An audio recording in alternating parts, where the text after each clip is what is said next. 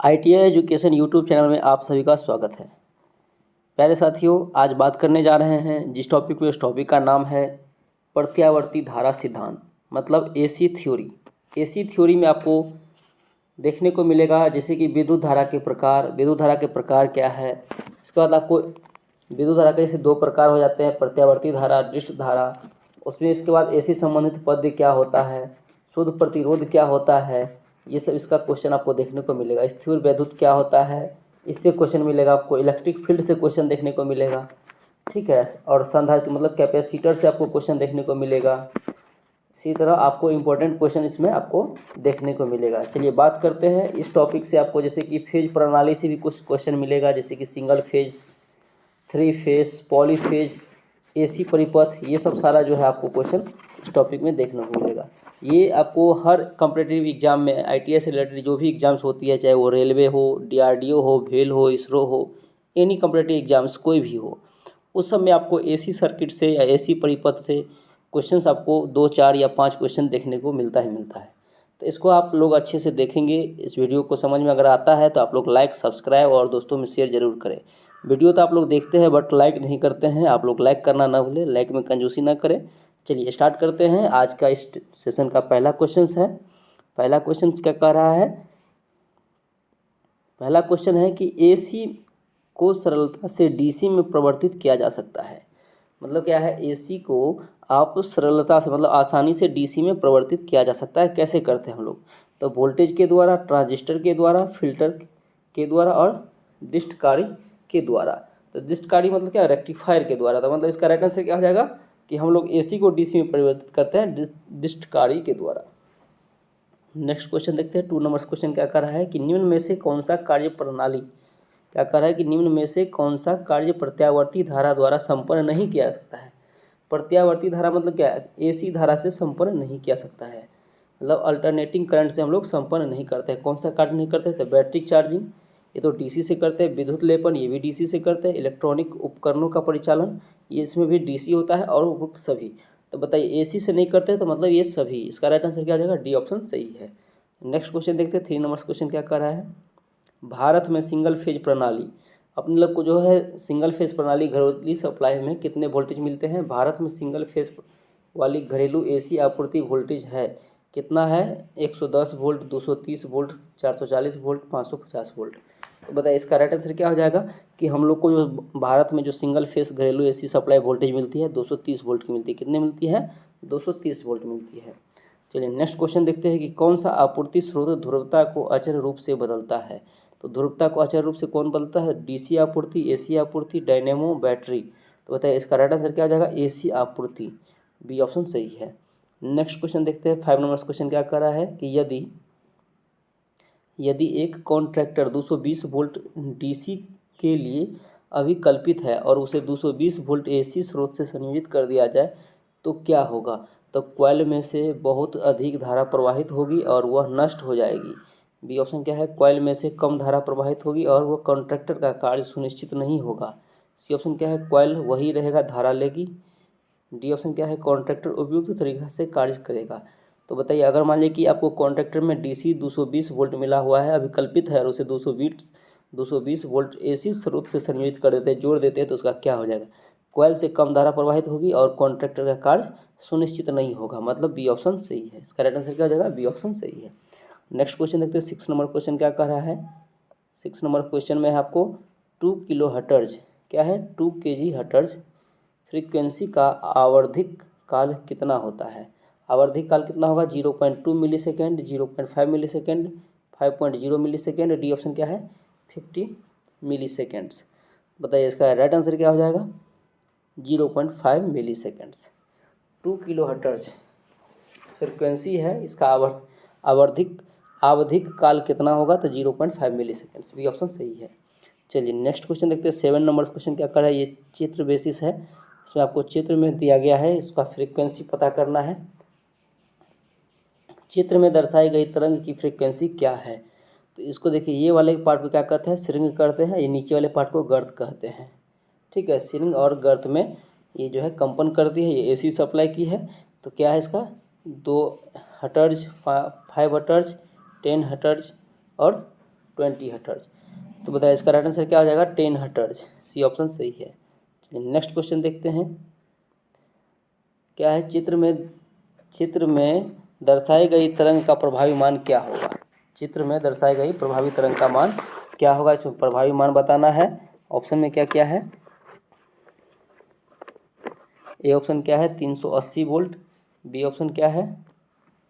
440 volt, 537 volt और 660 volt. तो इसका राइट आंसर क्या हो जाएगा? 380 वोल्ट। ए ऑप्शन सही है। चलिए नेक्स्ट क्वेश्चन देखते हैं। 9 नंबर क्वेश्चन क्या कह रहा है? 9 नंबर क्वेश्चन में है कि कथन बेसिस क्वेश्चन मिला है, निम्नलिखित कथनों पर विचार कीजिए। आपको दो कथन को कंपेरिजन करना है। इसका राइट आंसर क्या हो जाएगा? तो आपको चुनना है। निम्नलिखित कथनों पर विचार कीजिए। क्या कह रहा है कि कथन को आपको पढ़ना है और तर्क लगाना है। निम्नलिखित कथनों पर विचार कीजिए। कथन एक में क्या कर रहा है कि वह प्रत्यावर्ती राशि जो दूसरी प्रत्यावर्ती राशि की अपेक्षा पहले अपने शिखर मान पर पहुँचेंगे अग्रगामी राशि कहलाती है। वह प्रत्यावर्ती राशि जो दूसरे प्रत्यावर्ती राशि की अपेक्षा बाद में अपने शिखर मान पर पहुँचते हैं पश्चगामी राशि कहलाती है। तो उपरोक्त में से क्या है? कौन सा कथन सही है? पता कीजिए। ए ऑप्शन क्या है? कथन एक सही है। बी क्या है? कथन दो सही है। सी क्या है? कथन एक और दोनों सही है, मतलब दोनों सही है, एक और दो। और डी ऑप्शन क्या है? कथन एक और दो दोनों क्या है? गलत है। एक और दो दोनों गलत है। तो बताइए इसका राइट आंसर क्या हो जाएगा? एक और दो क्या है? दोनों गलत है। ठीक है। ये क्या है कि कह रहा है कि वह प्रत्यावर्ती राशि जो दूसरी प्रत्यावर्ती राशि की अपेक्षा अपने शिखर मान पर पहुँच के अग्रगामी कहलाती है। और इसमें क्या कह रहा है कि वह प्रत्यावर्ती राशि जो दूसरी प्रत्यावर्ती राशि की अपेक्षा बाद में अपने शिखर मान पर पहुँचते वह पश्चगामी राशि कहलाती है। इसका राइट आंसर क्या हो जाएगा? डी ऑप्शन सही है। चलिए नेक्स्ट क्वेश्चन देखते हैं। 12 नंबर क्वेश्चन क्या कह रहा है? 12 नंबर क्वेश्चन भी कथन बेसिस है। निम्नलिखित कथनों पर विचार कीजिए। कथन एक में क्या है? एसी का पीक फैक्टर 1.414 होता है। दूसरा क्या है? एसी का फॉर्म फैक्टर 1.11 होता है। उपरोक्त कथनों में से कौन सा कथन सही है? कथन एक सही है, कथन दो सही है, कथन एक और दो दोनों सही है, कथन एक और दो दोनों गलत है। तो बताइए एसी का पीक फैक्टर क्या होता है? 1.414 सही है। और एसी का फॉर्म फैक्टर कितना होता है? 1.11 होता है। तो ये दोनों सही है। तो इसमें कथन कौन सा सही हो जाएगा? आपको एक और दो दोनों सही हो जाएगा। सी ऑप्शन सही है। चलिए नेक्स्ट क्वेश्चन देखते हैं। 13 नंबर क्वेश्चन क्या कह रहा है कि किसी शुद्ध ज्या तरंग के लिए प्रत्यावर्ती धारा का औसत मान खाली स्थान के बराबर होता है। तो ज्या तरंग का औसत मान कितना होता है? 0.53 गुने धारा का अधिकतम मान, 0.636 गुने धारा का अधिकतम मान, 0.707 गुने धारा का अधिकतम मान, 0.737 गुने धारा का अधिकतम मान। तो बताइए इसका राइट आंसर क्या हो जाएगा? इसका राइट आंसर हो जाएगा 0.636 गुने धारा का अधिकतम मान। बी ऑप्शन सही है। चलिए नेक्स्ट क्वेश्चन देखते हैं। 14 नंबर क्वेश्चन क्या कर रहा है? 50 हर्ट्ज की आवृत्ति के लिए समय अवधि क्या है? 50 हर्ट्ज की आवृत्ति के लिए समय अवधि क्या है? 200 मिली सेकेंड, 20 मिली सेकेंड, 2 मिली सेकेंड, 0.2 मिली सेकेंड। तो इसका राइट आंसर क्या हो जाएगा? 20 मिली सेकेंड। बी ऑप्शन सही है।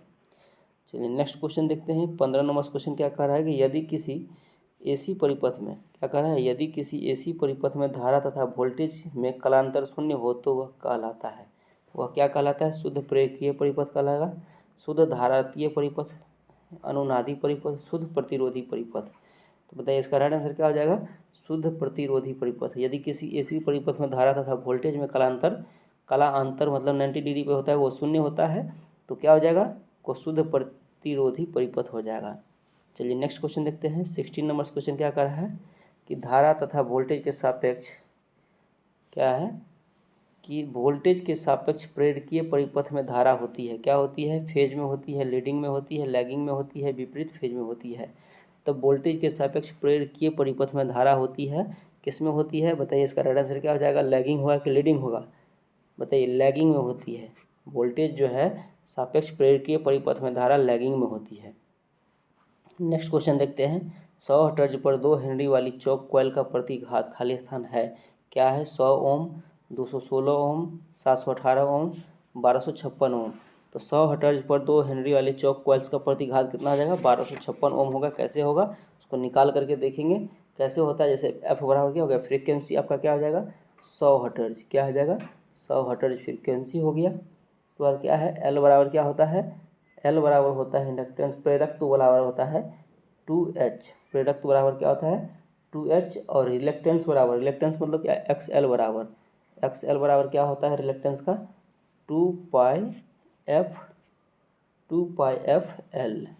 तो इस पर सूत्र बैठा दीजिए, 2π तो 2π गुने 100, 2π गुने 100 फ्रीक्वेंसी है, गुने क्या हो जाएगा एल का हो जाएगा 2, है ना। तो इस पे जो है आपको बिठाएंगे तो कितना हो जाएगा, पाई का मान क्या हो जाता है, पाई का अगर मान निकालेंगे तो 22/7 या 3.141 होता है। तो इसको अगर निकालेंगे पूरा एक्यूरेट तो क्या हो जाएगा 1256 निकाल के देख लीजिए, चेक कर लीजिएगा। तो इसका राइट आंसर क्या आ जाएगा 1256, डी ऑप्शन सही है।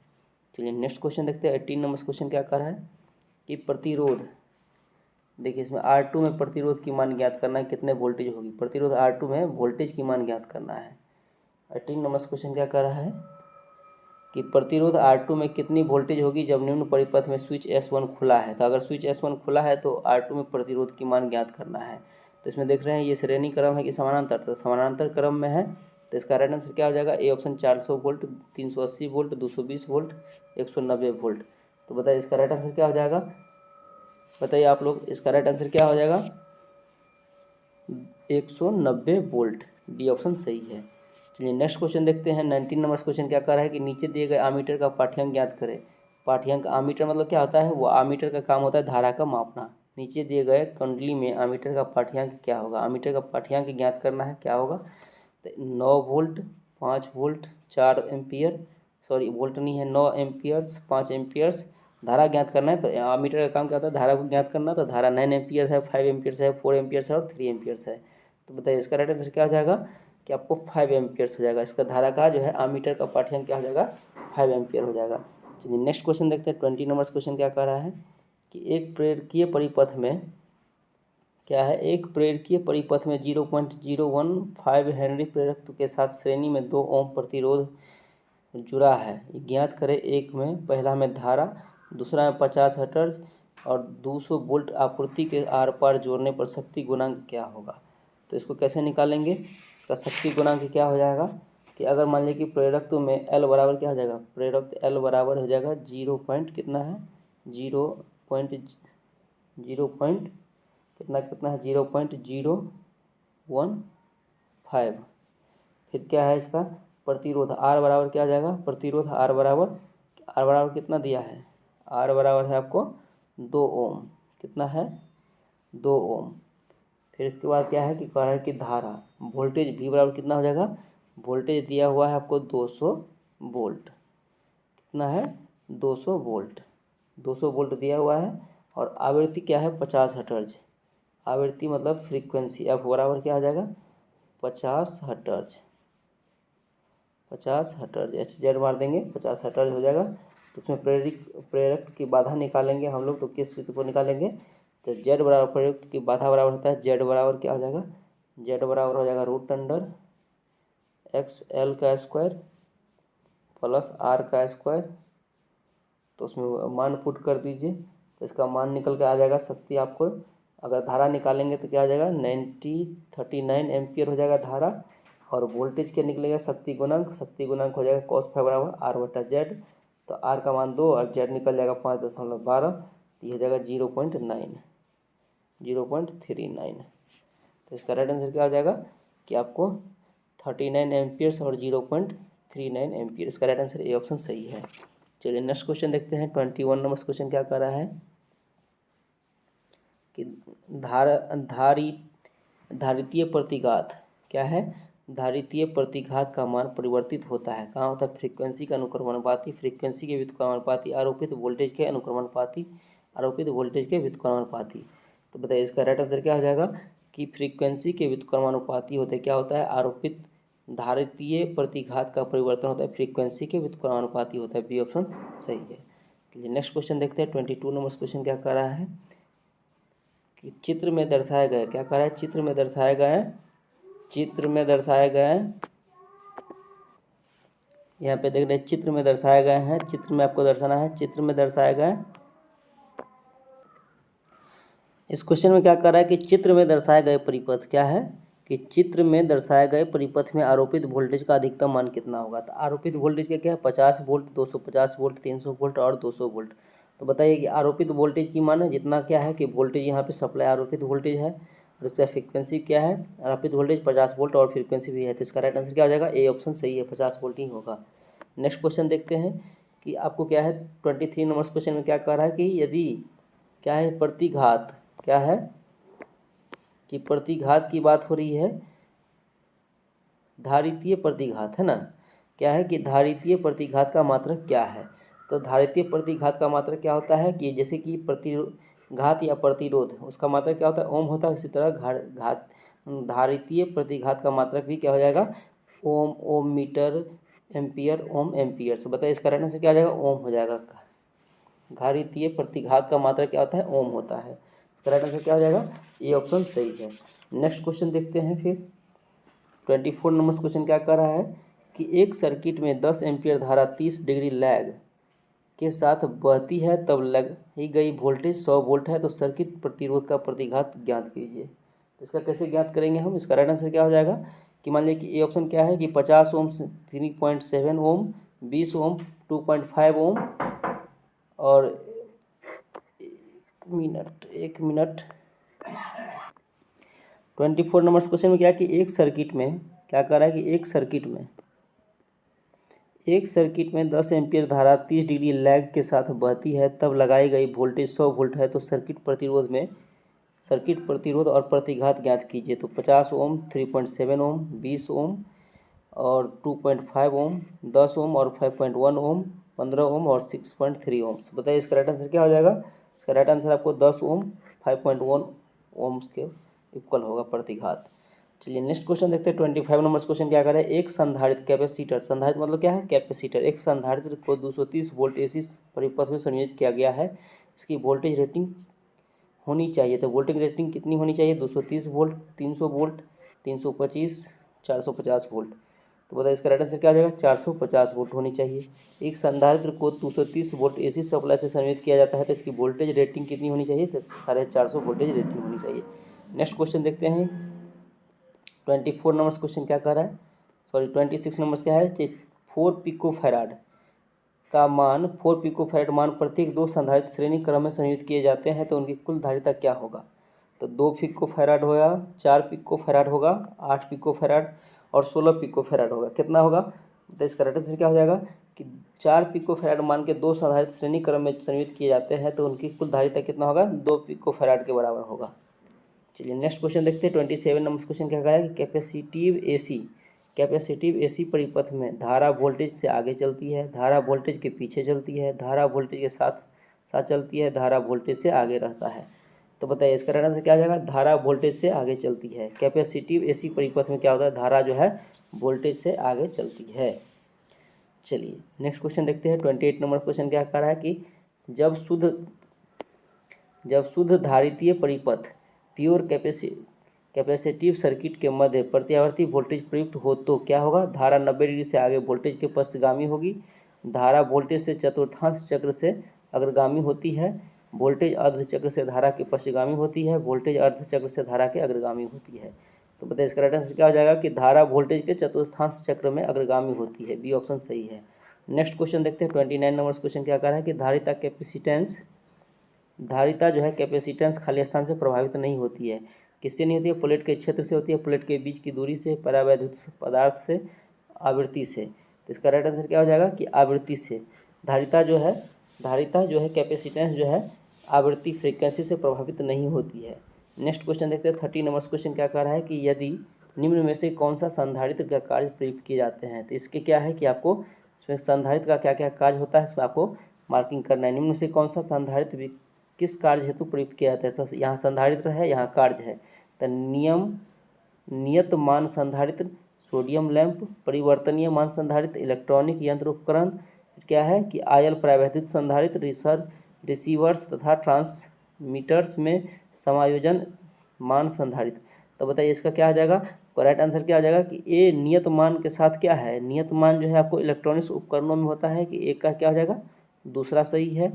फिर क्या कह रहा है कि परिवर्तनीय मान संधारित्र क्या हो जाएगा, परिवर्तनीय मान जो हो जाएगा आपको रिवर्स के साथ हो जाएगा। फिर क्या है, आयल परावैद्युत क्या हो जाएगा, संधारित्र जो है सोडियम लैंप होता है, सोडियम लैंप क्या होता है, आयल परावैद्युत लैंप होता है। और समायोजन योजनीय मान संधारित्र किसके साथ हो जाएगा, रिवर्स के साथ होता है। तो इसका राइट आंसर क्या हो जाएगा आपको, बी ऑप्शन सही है, मिला लीजिए। ठीक है, नेक्स्ट क्वेश्चन देखते हैं। 31 नंबर क्वेश्चन क्या कह रहा है कि चित्र में कौन सा संधारित्र प्रदर्शित किया गया है। तो माइका संधारित्र, पेपर संधारित्र, सेरेमिक संधारित्र, आयल परावैद्युत संधारित्र। तो बताइए इसका राइट आंसर क्या हो जाएगा कि आपको आयल परावैद्युत संधारित्र है, आयल कैपेसिटर्स है। ठीक है, संधारित्र मतलब क्या होता है, कैपेसिटर। चलिए नेक्स्ट क्वेश्चन देखते हैं कि एसी परिपथ के धारितीय प्रतिघात XC को ज्ञात करने का सूत्र क्या होता है। तो XC इजकल टू क्या हो जाएगा, XC equal to √2 into XFC, B क्या है, XC equal to 2F pi FC, C option क्या है, XC equal to 1/2 pi FC, और डी ऑप्शन क्या है, XC equal to 1/√2 pi FC। तो बताइए इसका राइट आंसर क्या हो जाएगा कि XC equal to 1/2 pi FC।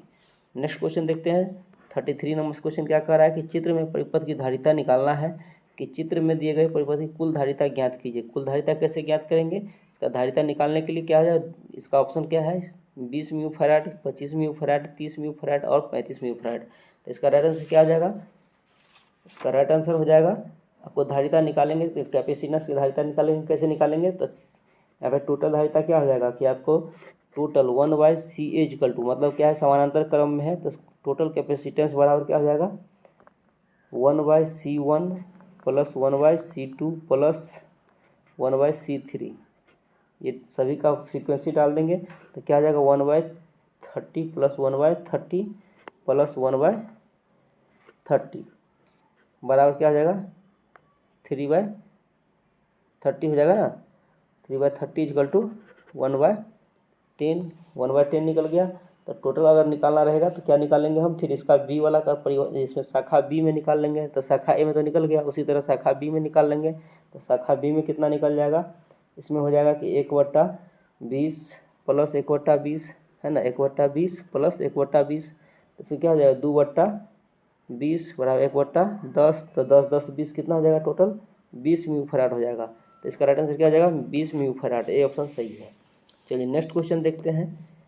34 number question क्या कह रहा है, 34 में है कि 60 हर्ट्ज पर 125 वोल्ट की वोल्टा संधारित्र श्रेणी में संयोजित अप्रेरणिक प्रतिरोध के आर पार प्रयुक्त है। परिपथ में धारा 2.2 एम्पियर, प्रतिरोध में शक्ति हानि 96.8 वाट है। तो संधारित्र में शक्ति हानि अपेक्षीय है, प्रतिरोध और धारिता का परिकलन कीजिए। तो क्या हो जाएगा इसका राइट आंसर, 10 ओम 250 म्यू फैराड, 20 ओम 500 म्यू फैराड और 15 ओम 275 म्यू फैराड और 30 ओम 330 म्यू फैराड।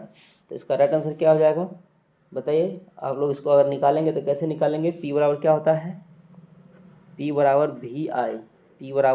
भी गुने आई से निकाल लेंगे।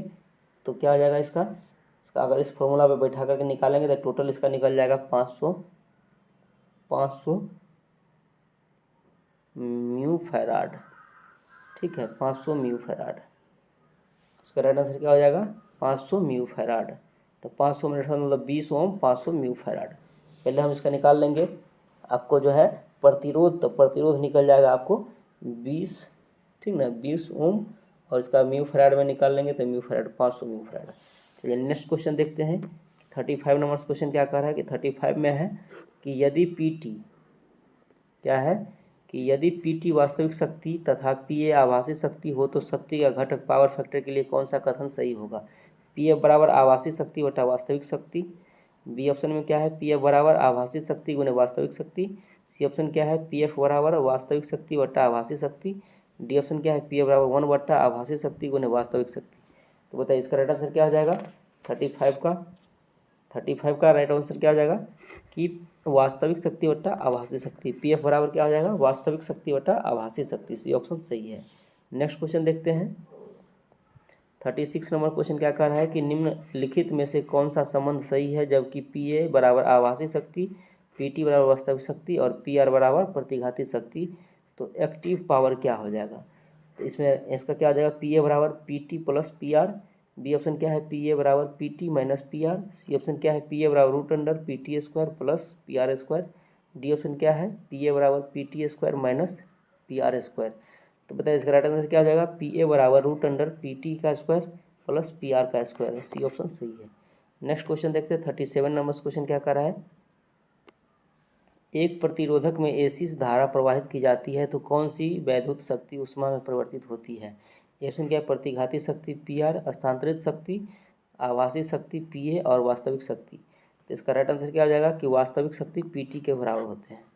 ठीक है, परिवर्तित हो जाती है तो वास्तविक शक्ति PT में। नेक्स्ट क्वेश्चन देखते हैं 38 नंबर क्वेश्चन क्या कर रहा है कि एक प्रत्यावर्ती धारा परिपथ मतलब अल्टरनेटिंग करंट सर्किट के पावर फैक्टर का मान कैसे ज्ञात करते हैं, किस सूत्र से ज्ञात करते हैं। तो बताइए, अगर सूत्र से ज्ञात करेंगे तो कॉस फाई बराबर R/Z। बी ऑप्शन क्या है, कॉस फाई बराबर वास्तविक शक्ति बटा आभासी शक्ति। सी ऑप्शन क्या है, कॉस फाई बराबर R बटा root under R square plus XL minus XC का स्क्वायर और उपरोक्त में से सभी। तो बताइए इसका राइट आंसर क्या हो जाएगा कि हम अगर प्रत्यावर्ती धारा अल्टरनेटिंग करंट सर्किट का जो पावर फैक्टर ज्ञात करेंगे तो उपयुक्त में से सभी से हम ज्ञात कर सकते हैं। इसका नेक्स्ट क्वेश्चन देखते हैं कि किसी शुद्ध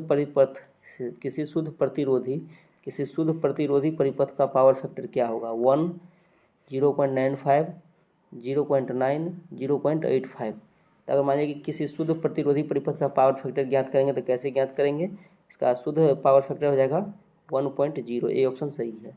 नेक्स्ट क्वेश्चन देखते हैं, इम्पीडेंस ज्ञात करने के लिए कौन सा सूत्र प्रयोग होता है जिसमें प्रतिरोध व रिएक्टेंस शामिल हो। तो जेड बराबर क्या होता है, जेड बराबर root under R square plus X square. B option क्या है, जेड बराबर R square plus X square. C option क्या है, जेड बराबर R square minus X square. D option क्या है, जेड बराबर R plus x.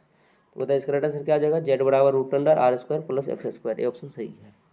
Next question देखते हैं कि 41 नंबर क्वेश्चन क्या करें कि उस तार के प्रतिरोध का मान ज्ञात होगा क्या होगा जिसका 50 ओम इम्पीडेंस 0.8 पावर फैक्टर पर 240 वोल्ट संयोजित है। ये ऑप्शन क्या है, 50 ओम, 40 ओम, 6 ओम और 4.8 ओम। तो बताइए इसका राइट आंसर क्या हो जाएगा कि आपको 40 ओम उस तार का प्रतिरोध ज्ञात कीजिए जिसका 50 ओम इम्पीडेंस है और 0.8 पावर फैक्टर है और पावर फैक्टर 0.8 है और वोल्टेज जो है कितना है, तो 240 वोल्ट संयोजित है। तो इसका जो है इम्पीडेंस निकल जाएगा, आपको प्रतिरोध जो है तार का 40 ओम निकल जाएगा। ठीक है, नेक्स्ट क्वेश्चन देखते हैं, एक श्रेणी RC परिपथ का प्रतिरोध 5 ओम तथा कैपेसिटेंस रिएक्टेंस 12 ओम है तो उसकी प्रतिबाधा इम्पीडेंस क्या होगा।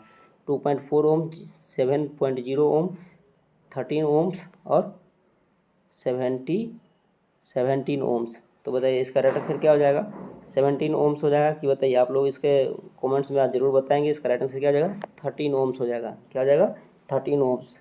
चलिए नेक्स्ट क्वेश्चन देखते हैं 43 नंबर क्वेश्चन क्या कर रहा है, RLC श्रेणी परिपथ का परिमाणी प्रतिघात होता है XC, XL और XL माइनस XC, सर्वांशम XC। तो बताइए इसका राइट आंसर क्या हो जाएगा, XL सर्वांशम XC इसके सर्वांशम होता है। नेक्स्ट क्वेश्चन देखते हैं, प्रत्यावर्ती धारा व वोल्टेज सरल रेखा के निरूपित होते हैं तथा परिमाण व दिशा एरो हेड से निरूपित होती है, यह निरूपण क्या कहलाता है। तो अदिश राशि, सदिश राशि, प्रत्यावर्ती परिणाम, फेज परिणाम। तो बताइए इसका राइट आंसर क्या आ जाएगा कि सदिश राशि कहता है, क्या कहलाता है, सदिश राशि। बी ऑप्शन सही है। नेक्स्ट क्वेश्चन देखते हैं 45 नंबर क्वेश्चन क्या कर रहा है, 45 में है AC परिपथ का हल ज्ञात करते समय सदिश राशियों को जोड़ा या घटाया जाता है। सदिश राशियों को हल करने के लिए एक विधि है, सदिश विधि, बीजगणितीय विधि, आंकिक विधि और समानांतर चतुर्भुज विधि। तो बताइए इसका राइट आंसर क्या हो जाएगा कि समानांतर चतुर्भुज विधि। डी ऑप्शन सही है। नेक्स्ट क्वेश्चन है, निम्न में से कौन सा रिएक्टिव पावर का एक सही मात्रक है। VA kilowatt, kilo volt, kilo ampere volt resistance और किलो वोल्ट एम्पियर। तो बताइए इसका राइट आंसर क्या हो जाएगा कि kilo ampere volt resistance, KAVR हो जाएगा। नेक्स्ट क्वेश्चन देखते हैं 47 नंबर क्वेश्चन क्या कर रहा है कि चालकता का विलोम शब्द क्या है। चालकता का विलोम शब्द क्या हो जाएगा, एडमिटेंस हो जाएगा, रेसिस्टर्स हो जाएगा, प्रतिरोध हो जाएगा, रिलक्टेंस हो जाएगा। तो बताइए इसका राइट आंसर क्या होगा कि चालकता का प्रतिरोध क्या होता है, विलोम। विलोम मतलब क्या, उल्टा। चालकता मतलब अचालक, तो प्रतिरोध हो जाएगा। चलिए नेक्स्ट क्वेश्चन देखते हैं। 48 नंबर क्वेश्चन क्या कह रहा है कि समानांतर एसी परिपथ क्या है, कि समानांतर एसी परिपथ की बात हो रही है ना। समानांतर एसी परिपथ हेतु सम्मिलित कीजिए। इसमें क्या है, वेक्टर विधि, कुल विद्युत धारा विधि, पावर फैक्टर, एडमिटेंस विधि। तो बताइए इसमें आपको मिलान करना है। मिलान करेंगे तो कैसे हो जाएगा कि मान लीजिए कि हम इसमें मिलान करेंगे तो क्या हो जाएगा कि आपको वेक्टर विधि क्या हो जाएगा, तो वेक्टर विधि में 1/z बराबर क्या हो जाएगा, 1/z z बराबर 1/z1 plus 1/z2 plus 1/z3 dot dot ये हो जाएगा वेक्टर विधि। और फिर क्या है कि आपको कुल धारा विधि ज्ञात करेंगे तो कुल धारा विधि बराबर जाएगा v गुने वाई। पावर फैक्टर विधि में ज्ञात करेंगे तो पावर फैक्टर विधि में हो जाएगा g/y। और एडमिटेंस विधि क्या हो जाएगा, एडमिटेंस विधि हो जाएगा आपको, एडमिटेंस विधि ज्ञात करेंगे पावर फैक्टर में क्या हो जाएगा, पावर फैक्टर बराबर क्या हो जाएगा, सॉरी इसको देखते, पावर फैक्टर में, हाँ ठीक है, एडमिटेंस विधि में हो जाएगा ये, ठीक है। तो इसका राइट आंसर क्या हो जाएगा, डी ऑप्शन। देखिए मिलान कीजिए, डी ऑप्शन सही है, डी ऑप्शन। चलिए नेक्स्ट क्वेश्चन देखते हैं। 49 नंबर क्वेश्चन क्या कर रहा है, 49 नंबर क्वेश्चन क्या कर रहा है, एसी समानांतर परिपथ में एडमिटेंस वाई का मात्रक क्या है। तो एडमिटेंस वाई का मात्रक क्या हो जाएगा, ओम, फैराडे, हेनरी और महो। तो बताइए इसका राइट आंसर क्या हो जाएगा कि महो। समानांतर एसी समानांतर परिपथ में एडमिटेंस का मात्रक महो है। ये इस वीडियो का लास्ट क्वेश्चन है। वह आवृत्ति जिस पर XL बराबर XC होता है वह कहलाती क्या है, प्राकृतिक आवृत्ति कहलाती है, अनुनादी आवृत्ति, उदासीन आवृत्ति, क्या कहलाती है, उदासीन आवृत्ति।